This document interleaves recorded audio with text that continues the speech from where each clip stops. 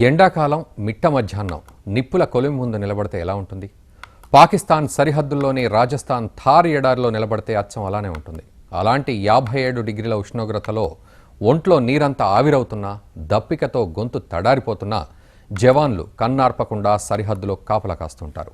దేశం కోసం ప్రాణాలకు తెగించి పోరాడుతున్న అక్కడి సైనికుల విధి నిర్వహణ తీరుపై స్పెషల్ స్టోరీ.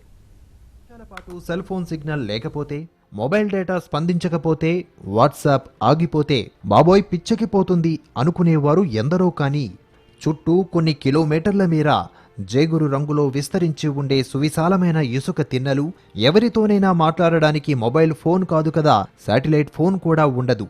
అలాంటి చోట విధి నిర్వహణ ఓ యజ్ఞం, అది నిర్విఘ్నం.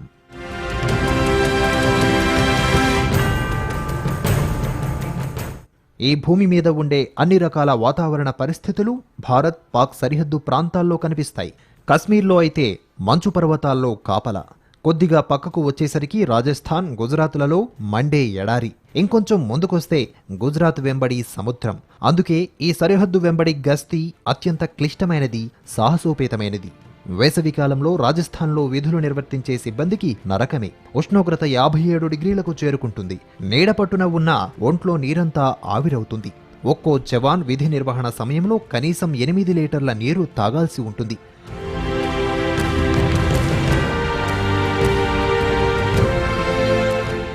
అందుకే విధులకు వెళ్లేటప్పుడు సరిపడా నీరు తీసుకెళ్తారు. వడగాల్పులు చర్మాన్ని కాల్చేసేంత వేడిగా ఉంటాయి. అందుకే ఒళ్లంతా కప్పి ఉంచేలా దుస్తులు ధరిస్తారు. కడుపు నిండా నీరు తాగినా నిమిషాల్లోనే మళ్లీ దాహమవుతుంది. మిట్ట మధ్యాహ్నం ఎండవేడికి కళ్ళు బైర్లు కమ్ముతాయి. కాస్త దూరంలో మనిషి నిలబడ్డా గుర్తించడం కష్టమవుతుంది. అంత క్లిష్ట పరిస్థితుల్లో మన జవాన్లు ధీటుగా నిలబడుతున్నారు, ప్రత్యర్థుల్ని మట్టుబెడుతున్నారు.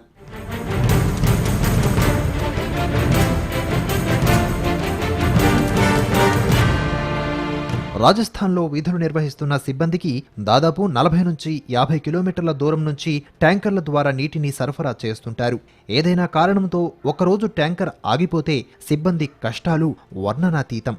గతంలో 100 కిలోమీటర్ల నుంచి మంచినీరు సరఫరా చేయాల్సి వచ్చేది. అప్పట్లో చాలినంత నీరు సరఫరా కాకపోవడంతో వేసవికాలం సిబ్బంది దప్పికతో తల్లడిల్లేవారు. మనమంతా హాయిగా నిద్రపోతున్నప్పుడు పాకిస్తాన్ సరిహద్దుల్లో ప్రతి 200 మీటర్లకు ఒక జవాన్ చొప్పున నిలబడి విధులు నిర్వహిస్తుంటారు. క్షేత్రస్థాయిలో పనిచేసే సిబ్బందికి 6 గంటల విధులు, 6 గంటల విశ్రాంతి. విశ్రాంతి సమయంలోనే తమ పనులు చేసుకోవాలి, నిద్రపోవాలి. సంవత్సరానికి 2.5 నెలల సెలవు ఉంటుంది. మిగతా రోజులంతా కుటుంబాలకు దూరంగా సరిహద్దుల్లో గడపాల్సిందే. ఈ సిబ్బందిని ఎక్కువగా వేధించేది ఒంటరితనమే. గుజరాత్, రాజస్థాన్లో అయితే కిలోమీటర్ల మేర నరసంచారమే ఉండదు. ఇలాంటి సంక్లిష్ట పరిస్థితుల్లో బీఎస్ఎఫ్ సరిహద్దు రక్షణ బాధ్యత నిర్వహిస్తోంది. మొత్తంగా ఋతువులు మారినా జవాన్ల బతుకుల్లో మార్పులుండవు. ఎలాంటి పరిస్థితుల్లోనైనా విధులు నిర్వహిస్తుంటారు. మన సంతోషం కోసం అహర్నిశలు కష్టపడతారు. మన రక్షణకు పాటుపడతారు. మనల్ని ఆనందంగా ఉంచి వారు మాత్రమే కష్టాన్ని అనుభవిస్తారు. అందుకే జవాన్కు జై కొడదాం, వారి సేవను గుర్తిద్దాం.